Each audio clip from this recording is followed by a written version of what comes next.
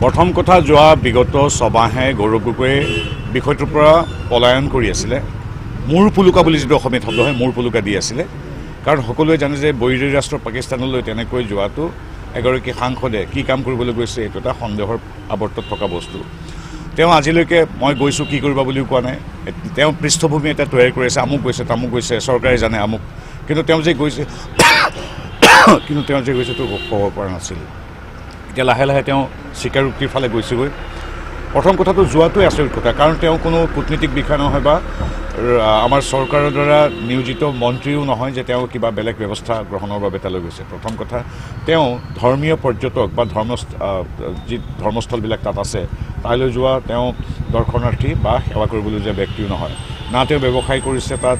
না তেওঁ অনুমতি লৈ ক্ৰিকেট বা হকী খেলিবলৈ গৈছে ৰাজনীতিক হিচাপে গৈছে বহুদিনৰ কাৰণে আছে তাত কি কৰিছে এইটো সকলোৱে জানে গতিকে আৰু তাৰ পৰা আহি তেওঁ কিদৰে প্ৰশ্ন সুধিছে তেওঁ কিদৰে পাকিস্তান এম্বেচিলৈ শতাধিক ল'ৰা ছোৱালী লৈ গৈছে বেলেগ এম্বেচি নাপালে আৰু পাকিস্তান এম্বেচি পালে গৈছে গতিকে তেওঁৰ গোটেই কথাটো এটা সন্দেহৰ আৱৰ্তত আমি 10 তাৰিখৰ অপেক্ষাত আছোঁ কিন্তু আমি ভাবিছোঁ এতিয়া আৰু এইখিনি কথা কোৱাতকৈ আমি 10 তাৰিখলৈ ছেপ্টেম্বৰ অপেক্ষা কৰোঁ তাৰ মাজত আমাৰ বহুত কথা আছে নিযুত মইনা আঁচনিৰ পৰা অৰুণোদয় আঁচনিলৈকে ব্ৰহ্মপুত্ৰ টানেলৰ পৰা ভূপেন হাজৰিকাৰ আমি দিৱস উদযাপন কৰিম 8 তাৰিখে বহুত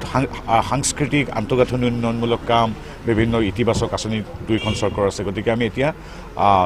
মই ভাবোঁ ইতিবাচক কথাবিলাক পাতিলে ভাল কাৰণ কি অখিল গগৈ লুৰিণ গগৈ ৰকিবুদ্দিন আহমেদ ৰকিবুল হুছেইন বা গৌৰৱ গগৈ এনেধৰণৰ পুহাৰী চুপতি আৰু গৌৰৱ গগৈৰ কথাটো সুকীয়া বিভিন্ন কথাত পতা হৈছে কাৰণ দেশৰ নিৰাপত্তা আৰু দেশৰ প্ৰতি থকা দায়বদ্ধতাৰ কথা আছে গতিকে অৱধাৰিতভাৱে আপোনালোকে সুধিবই কিন্তু আমি যিমান পাৰোঁ এতিয়া তেওঁলোকৰ কথাখিনিত ব্যস্ত থকাতকৈ আমি উন্নয়নমূলকৰ যি ধাৰা আমি আগবঢ়াই লৈ গৈছোঁ আজি নগাঁও চহৰখন যিদৰে উন্নতি হৈছে আজি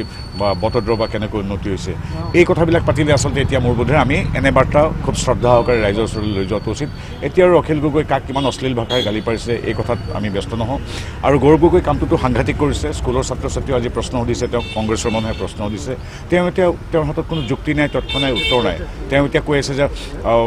আমুকেও গৈছে দেখোন আমুক চনত আমুক গৈছে এইবিলাক কথা কৈ তেওঁ নিজেই য'টো বিৰাট ভাল কাম এইটো বুজাবলৈ গৈছে কিন্তু তেওঁ পাকিস্তানলৈ যোৱা পাকিস্তানৰ পৰা তেওঁৰ ঘৰৰ মানুহে বেতন পোৱা নিজৰ সন্তানক নিজৰ মাতৃভূমিৰ যি আমাৰ নাগৰিকত্ব সেইটো কৰ্তন কৰি বেলেগৰ কাৰণে আবেদন কৰা তেওঁৰ সহধৰ্মিনী 20বাৰতকৈ অধিকবাৰ পাকিস্তানলৈ যোৱা তেওঁ সকলোকে বাদ দি কেৱল পাকিস্তানলৈ গৈ স্পেচিয়েল ট্ৰেইনিং লোৱা বা দিয়া পাকিস্তান দূতাবাসলৈ গৈ এই কথাবিলাক এতিয়া মানুহে গম পাইছে এতিয়া আৰু এইটো ৰাজনৈতিক কথা নহয় দেশৰ প্ৰতি থকা দায়বদ্ধতা দেশৰ প্ৰতি থকা নিৰাপত্তা দেশৰ প্ৰতি থকা শ্ৰদ্ধাৰ কথাহে ইয়াত আছে গতিকে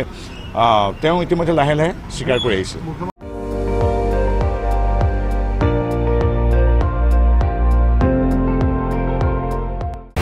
আপুনি চাই আছে ND24